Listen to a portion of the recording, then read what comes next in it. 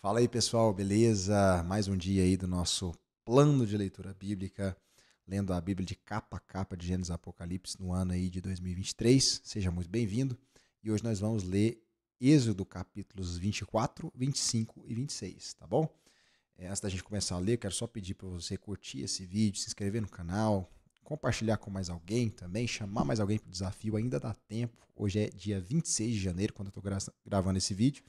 E dá tempo ainda de entrar nesse desafio, beleza? Dá tempo de fazer parte disso, dá tempo de recuperar o que você não leu, beleza? Então vamos lá, abre aí sua Bíblia, estou usando a versão NVI, se você quiser usar essa mesma versão para acompanhar, ok? Então, Êxodo capítulo 24 diz assim: Depois Deus disse a Moisés: Subam o monte para encontrar-se com o Senhor, você e Arão, Nadab e Abiú, e 70 autoridades de Israel adorem à distância. Somente Moisés se aproximará do Senhor, os outros não. O povo também não subirá com ele.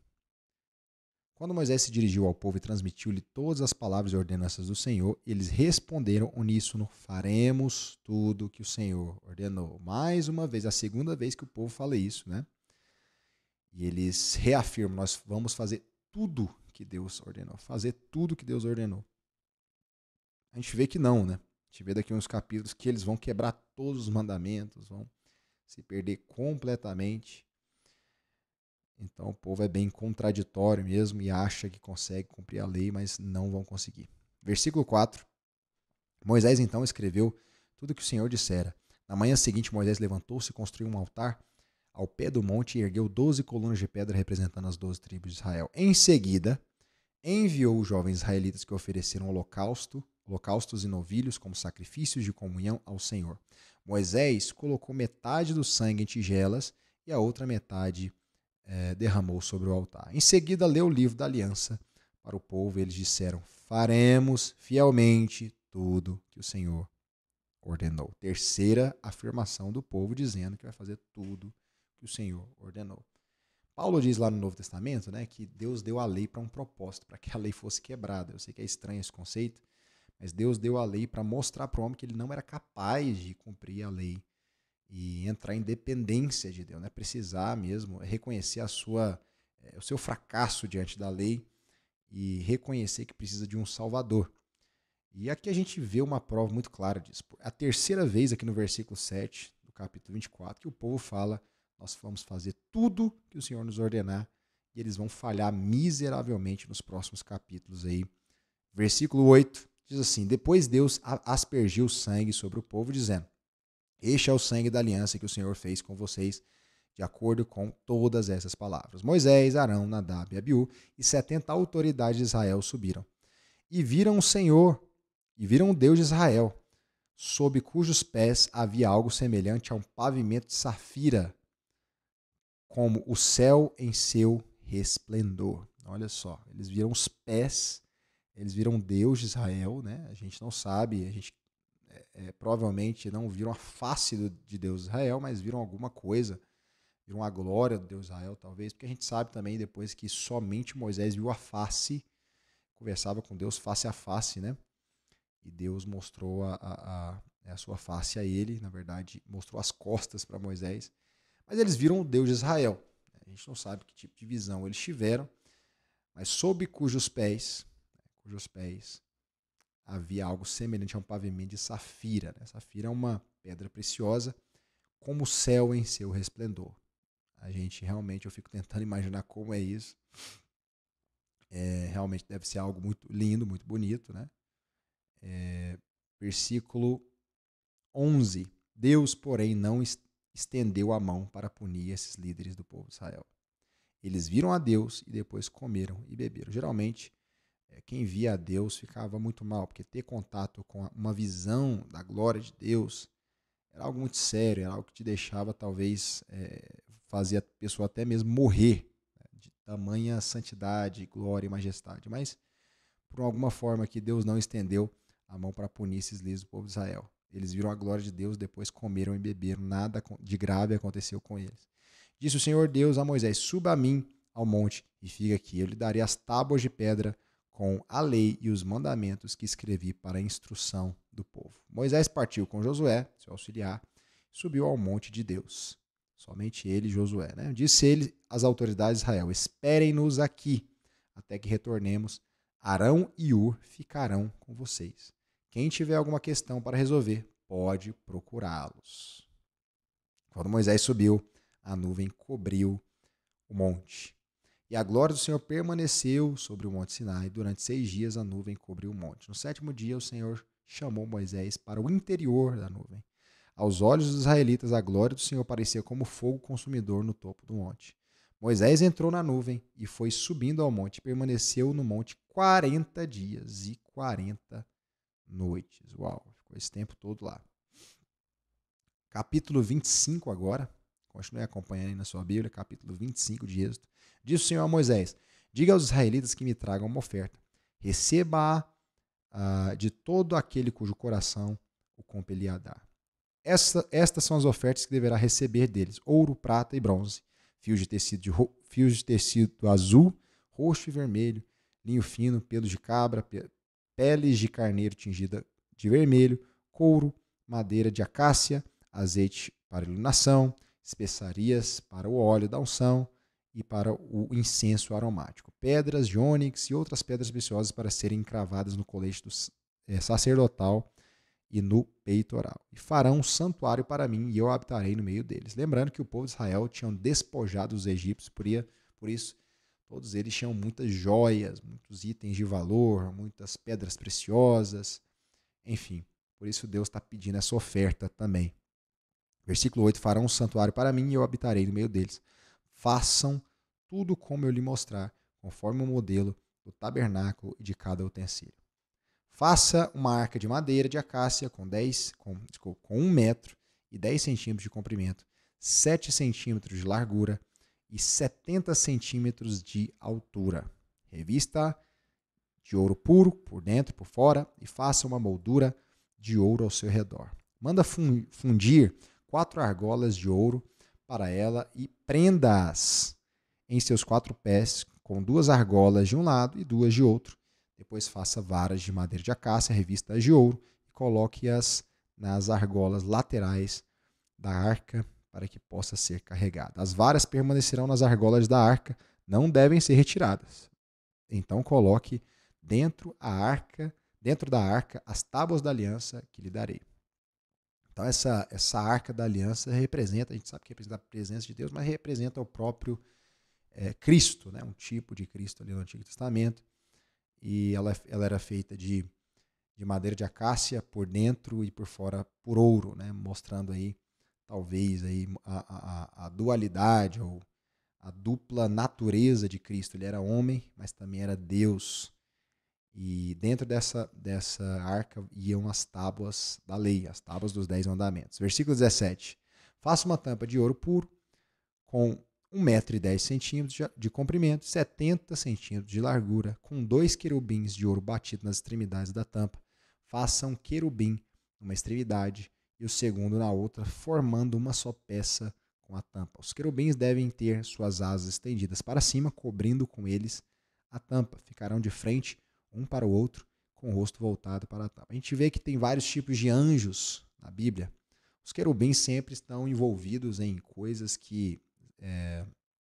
coisas referentes à glória de Deus, à santidade de Deus. A gente vê também em outras passagens bíblicas que eles são os guardiões, vamos dizer assim, né? Seriam os guardiões da glória de Deus, da santidade de Deus.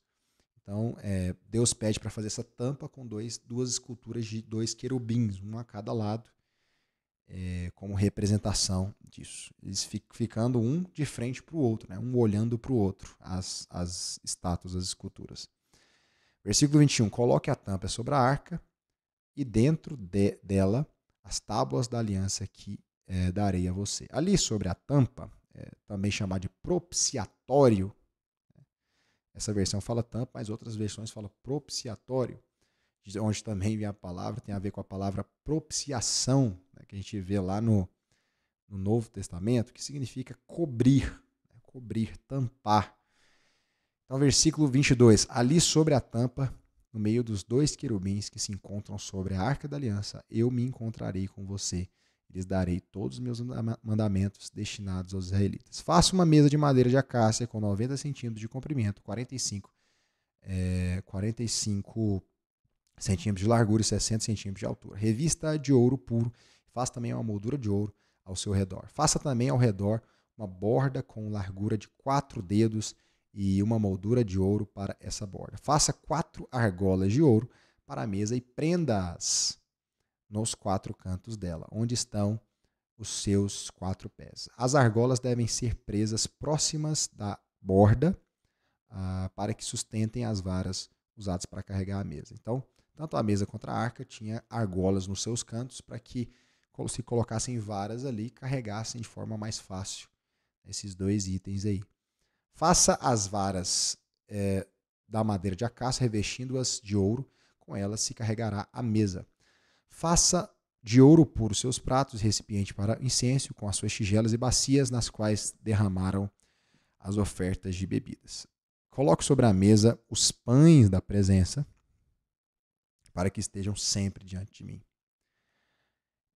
Faça um candelabro, tem gente que fala, né? Eu acho que a própria Bíblia diz, em certo ponto, que esses pães nunca envelheciam, nunca se perdiam, né? Eram os pães consagrados a Deus, os pães da presença, como eles eram chamados. Ficavam em cima dessa mesa pequena, ali no lugar santo. Depois a gente vai ver mais sobre o tabernáculo, né? Sobre a estrutura do tabernáculo. Por enquanto está falando mais dos itens que vão dentro desse tabernáculo. Já falou aqui da Arca da Aliança, da mesa e agora do candelabro. Versículo 31 diz assim: faça um candelabro de ouro puro e batido, o pedestal de haste, as taças, as flores e os botões do candelabro formarão com ele uma só peça. 6 braços sairão do candelabro, 3 de um lado e 3 de outro lado. Haverá 3 taças com formato de flor de amêndoas num dos braços, cada um com botão de flor. 3 taças com formato de flor de amêndoa no braço seguinte, cada um com uma de botão e flor. Assim será com os 6 braços que saem do candelabro. Então o candelabro, não sei se vocês já viram, né? Se não, coloca no Google aí, foto do candelabro de Israel. Até hoje é um símbolo, é um dos símbolos da nação de Israel. E ele tinha uma haste central assim, e 6, né? 3 de um lado, 3 do outro, saindo assim ao todo 7. Tinham 7 pontas, né, de candelabro em formato de flor. Ele sai em formato de botãozinho assim de flor. Versículo 34. Na haste do candelabro haverá 4 taças com formato de flor de amêndoa, cada um com botão e flor. 35. Haverá um botão debaixo de cada par dos 6 braços que saem do candelabro. Os braços com seus botões formarão uma só peça com o candelabro. Tudo será feito de ouro puro e batido. Faça-lhe também 7 lâmpadas, coloque-as nele para que iluminem a frente dele. Seus cortadores de pavio e seus apagadores serão de ouro puro. Com 35 quilos de ouro puro, faça o candelabro e todos estes utensílios. 35 quilos de ouro puro é muita coisa, é muito dinheiro aí, né? Se fosse converter para os dias de hoje, é muito dinheiro mesmo. Não sei quanto está a grama do ouro, mas com certeza 35 quilos de ouro puro é muita coisa. E também era um candelabro bastante pesado. Eu sei que a gente vê nas fotos, né, uma coisa pequenininha, mas não, era bem grande. E com certeza tomava um espaço ali e com certeza bem pesado, né? 40. Tenha o cuidado de fazê-lo segundo o modelo que lhe foi mostrado no monte. Agora, Êxodo, capítulo 26. Abre aí sua Bíblia, Êxodo, capítulo 26. Faça o tabernáculo com 10 cortinas internas de linho fino, trançado e de fios de tecido azul, roxo e vermelho. E nelas mande bordar querubins. Então, isso aqui já está falando do tabernáculo. O tabernáculo era como se fosse, vamos dizer, o templo, né? Um lugar de adoração, porém todo de pano. Ele era todo montado de pano por fora. Por isso foi pedido para fazer 10 cortinas internas de linho fino, traçadas de fio de tecido azul, roxo e vermelho, e nelas mande bordar querubins. Né? Tinham querubins desenhados nessas cortinas. Todas as cortinas internas terão a mesma medida, 12 metros e 60 centímetros de comprimento e 1 metro e 80 centímetros de largura. Prenda 5 dessas cortinas internas, uma com a outra, e faça o mesmo com as outras 5. Faça laçadas de tecido azul ao longo da borda da cortina interna, na extremidade do primeiro conjunto de cortinas internas. O mesmo será feito a cortina interna na extremidade do outro conjunto. Faça 50 laçadas numa cortina interna e 50 laçadas na cortina interna que está na extremidade do outro conjunto, de modo que as laçadas estejam opostas umas às outras. Deus dá mínimos detalhes aqui, né? Até o jeito que o nó deveria ser nas cortinas, Deus ensinou para o povo de Israel, como deveria ser para o povo, né? No caso aqui para Moisés, depois para Israel. Versículo 6 fala: faça também 50 colchetes de ouro com os quais se prenderão as cortinas internas umas nas outras, uma na outra, para que o tabernáculo seja um todo. Com um total de 11 cortinas internas de pelos de cabra, faça uma tenda para cobrir o tabernáculo. As 11 cortinas internas terão o mesmo tamanho, 13 metros e meio de comprimento e 1,80 centímetros de largura. Prenda de um lado 5 cortinas internas e também as outras 6 do outro lado. Dobre em 2 partes a 6ª cortina interna na frente da tenda. Faça 50 laçadas ao longo da borda da cortina interna na extremidade do primeiro conjunto de cortinas e também ao longo da borda da cortina interna do outro conjunto. Em seguida, faça 50 colchetes de bronze e ponha-os nas laçadas para unir a tenda como um todo. Quanto à sobra no comprimento das cortinas internas da tenda, a meia cortina interna que sobrar será pendurada na parte de trás do tabernáculo. As 10 cortinas internas serão 45 centímetros mais compridas de cada lado. E o que sobrar será pendurado nos 2 lados do tabernáculo para cobri-lo. Faça também para a tenda uma cobertura de pele de carneiro tingida de vermelho, e por cima desta uma cobertura de couro. Faça armações verticais de madeira de acácia para o tabernáculo. Cada armação terá 4,5 metros de comprimento e 60 centímetros de largura. Os 2 encaixes paralelos um ao outro. Todas as armações do tabernáculo devem ser feitas desta maneira. Faça 20 armações para o lado sul do tabernáculo e 40 bases de prata debaixo delas, 2 bases de cada armação e debaixo de cada encaixe. Para o outro lado, o lado norte do tabernáculo, faça 20 armações e 40 bases de prata, 2 debaixo de cada armação. Faça 6 armações para o lado ocidental do tabernáculo e 2 armações para a parte de trás nos cantos. As armações nesses dois cantos serão duplas, desde a parte inferior até a superior, colocadas numa única argola. Ambas serão assim. Desse modo, haverá 8 armações, 16 bases de prata, 2 debaixo de cada armação. Faça também travessões de madeira de acácia, 5 para as armações de um lado do tabernáculo, 5 para as do outro lado e 5 para as do lado ocidental e a parte de trás do tabernáculo. O travessão central se estenderá de uma extremidade à outra entre as armações. Revista de ouro as armações e faça argolas de ouro para sustentar os travessões, os quais também terão de ser revestidas de ouro. Faça o tabernáculo de acordo com o modelo que foi mostrado no monte. Mais uma vez, Deus falando, né? Faça exatamente. A gente viu a riqueza de detalhe com que Deus narra isso aqui para Moisés. E realmente ficou muito bonito, né? Eu sei que lendo assim, talvez a gente se perde um pouco na leitura, mas quando a gente vê, faz muito mais sentido. Por isso eu incentivo você mesmo a dar uma pesquisada aí nas imagens do tabernáculo. Sempre é legal a gente entender como esse tabernáculo foi feito, como ele era visualmente. Versículo 31, continuando aqui. Versículo 31. Faça um véu de linho fino traçado e fios de tecido azul, roxo e vermelho e mande bordar nele querubins. Pendure-o com ganchos de ouro em 4 colunas de madeira de acácia revestidas de ouro e fincadas em 4 bases de prata. Pendure o véu pelos colchetes e coloque atrás do véu a arca da aliança. O véu separará o lugar santo do lugar santíssimo. Então, só para a gente entender, comentar bem rápido, né? Tinham 3 lugares. Tinha o átrio, que era a parte mais externa ali do tabernáculo. Tinha o santo lugar, onde os sacerdotes tinham acesso, os levitas. E tinha o santo dos santos, que é o lugar onde fica a arca da aliança, que a gente começou lendo sobre ela, que representa a presença de Deus ali. naquele cenário, né? Esse utensílio era muito importante, foi muito importante para o povo de Israel decorrer de todo o Antigo Testamento, na verdade. E é importante a gente entender que o lugar santíssimo, ou o santo dos santos, como a gente fala, que é o lugar ali mais reservado, o sumo sacerdote vai poder entrar uma vez apenas ao ano para fazer um sacrifício ao Senhor. Era ali onde Deus se manifestava. E se o sacerdote tivesse em pecado, ele era até morto, dependendo ali do caso, né? Versículo 34. Coloque a tampa, né, ou o propiciatório sobre a arca da aliança no lugar santíssimo.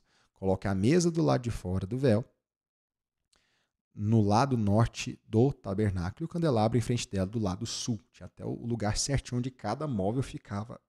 Né? Para Deus era muito importante dar essa riqueza de detalhe. A gente vê que nosso Deus também é um Deus de muito detalhe, né?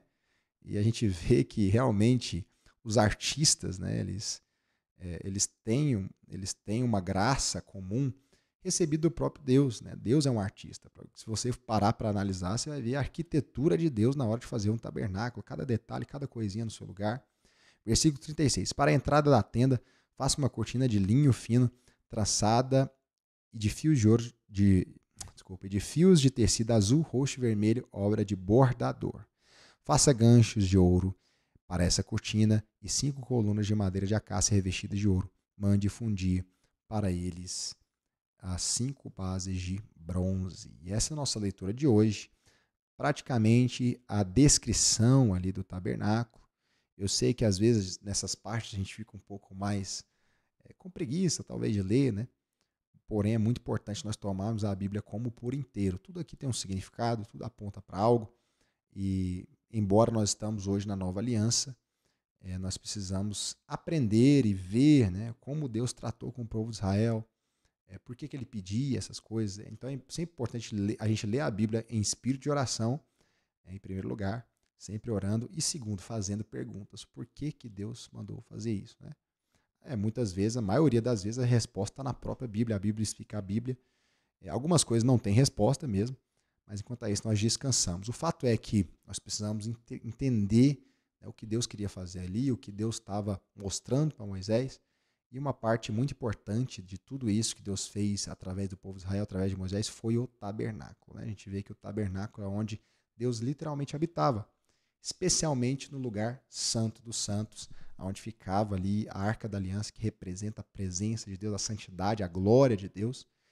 Então, precisamos sempre entender que também o Novo Testamento está escondido no Velho. E tudo isso aponta para uma realidade na nova aliança que nós vivemos hoje, né? Por isso nós não sacrificamos mais, porque o sacrifício já foi perfeito, já foi feito, que foi Jesus Cristo se entregando na cruz.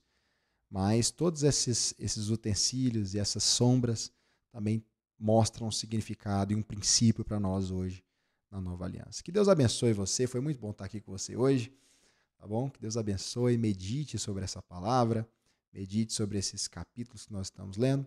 Vamos continuar amanhã, claro, todos os dias a gente vai estar aqui lendo a palavra de Deus, nos alimentando da palavra de Deus, ela é força para nós. Eu não sei você, mas eu depois de ler essa palavra, por mais que tenha coisas tão técnicas, né? Como a cor do tabernáculo, e os centímetros, e os metros, e a largura, e o comprimento, eu me sinto alimentado pela palavra de Deus. Ela é realmente muito poderosa, e é sempre um prazer poder meditar, ler e comentar sobre essa palavra. Que Deus abençoe você, então. Até amanhã, até mais. E não esquece de se inscrever no canal aí, tá bom? Fica com a gente, acompanhando esse desafio. E vamos para cima até o final de 2023. É nóis. Deus abençoe você.